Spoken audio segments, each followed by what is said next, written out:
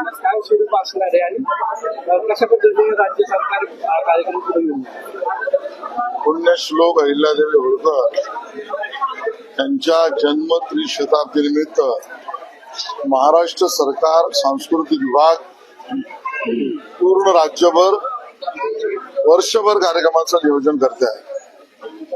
पुण्यश्लोक अहिल्यादेवी होळकर यांचं जीवन हे दातृत्व, कर्तृत्व, मातृत्व, नेतृत्व याचे संपूर्ण परिचय देणार आहे। पुण्यश्लोक अहिल्यादेवी होळकर यांचं जीवन हे पूर्णपणे महिलांच्या हक्क सुरक्षा, प्रशासनातलं नेतृत्व, कृषी शेतकऱ्यांना मदत, धर्मपरायणता, मानवता अशा विविध अंगांनी शिकवण देणार आहे।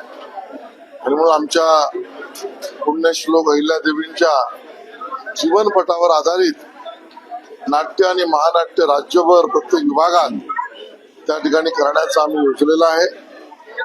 बरोबरीने चोंडीला 31 मेला भव्य सांस्कृतिक कार्यक्रम आणि भारत पोस्ट विभागाबरोबर त्या ठिकाणी विशेष टपाल तिकीट याचं सुद्धा आयोजन येणाऱ्या काळात परिपूर्ण आम्ही करणार। सर, चित्रपट महोत्सव पुण्यात आयोजित केला जातो, जे नाट्य मंदिर असतील 50 रुपयामध्ये सामान्य चित्रपट, त्या संदर्भात आपण काही पाठपुरावा करणार आहे का? आता पिंपरी चिंचवडमध्ये चित्रपट महोत्सवाचं आयोजन केलं जातं, कसला पाठपुरावा म्हणजे ते मदत काही करणार आहे सरकार?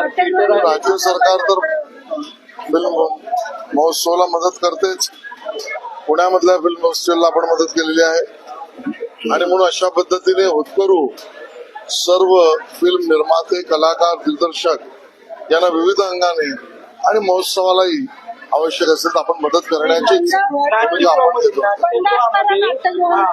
या विषयावरची बैठक घेऊन निर्णय आपण करू। सर, राज ठाकरे असं म्हणले की सगळे खोके सभागृहातच बसले, ते का खोक्याच्या काय मागे लागतात? म्हणजे खोक्यात बसल्याच्या काय मागे लागलात? सगळे खोके घेणारे विधानसभेत आणि विधान परिषद बसलेले।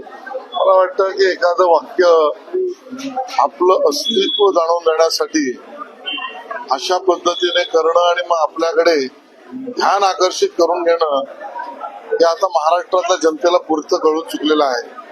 महाराष्ट्राच्या विधानसभेमध्ये निवडून दिलेले जनतेच्या समर्थनार्थ ज्यांनी काम केलं अशांना लोकांनी निवडून दिलेलं आहे।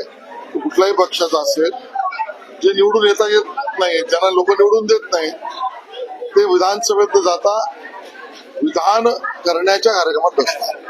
कोणी किती पावल्या मारला तरी माझं कोणी वाकडं करू शकत नाही असं जयकुमार मोरे यांनी वक्तव्य केलं। मला याची पूर्ण माहिती नाही, माहिती घेऊनच नाही। सुरेखा पुणेकरांनी काही व्हिडिओ ट्विट केले की जे त्यामध्ये काही डान्स बार जे ते सुरू आहेत कला केंद्राच्या नावाखाली। खरंय, तशी तक्रार त्यांनी माझ्याकडेही केली।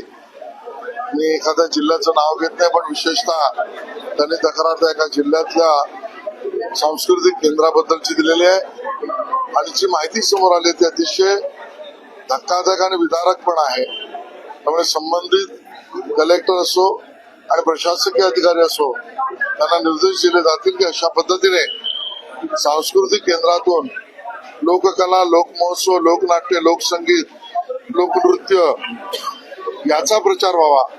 ते सोडून काही होत असेल तर त्यावर कडक कारवाई करण्यात येईल। त्याबद्दल आता विधानसभा चालू आहे आणि म्हणून योग्य कधी प्रश्न उपस्थित झाल्यावर त्याची योजना विधानसभेत आम्ही घोषित करू। सुप्रिया सुळे असं म्हणाल्या की धनंजय मुंडेंचा आता पत्ता घेतलेला, पण 6 महिन्यात अजून एका नेत्याचा पत्ता घेतला जो काहीतरी पुढे करतो, तर हे सरकार आपल्या पुढाकडे द्यायचा एक शरसंवाद बघा, पत्ते खेळणं, पत्ते गेट करणं आणि पत्त्यांशी बोलणं ही माझी संस्कृती नाही, सुप्रियातांनी ठरवावं त्यांची आहे का। एबीपी माझा, उघडा डोळे बघा नीट।